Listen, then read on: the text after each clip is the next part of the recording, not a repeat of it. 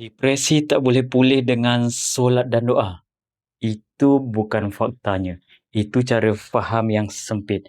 Ramai orang silap. Dia ingat solat dan doa ni macam Swiss.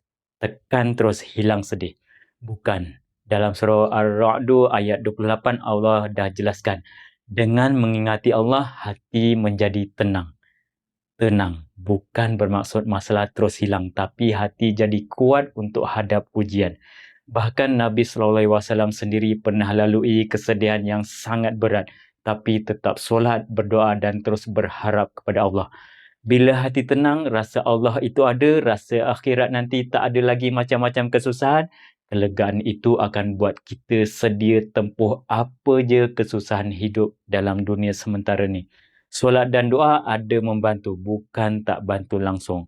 Kalau rasa tak bantu langsung, hubungan kita dengan Allah kena baiki.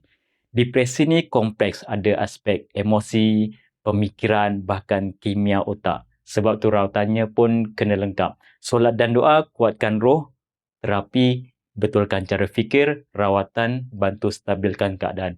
Kalau kau kata solat tak membantu, itu silap. Tapi kalau kau kata cukup solat je tanpa usaha lain, itu pun silap.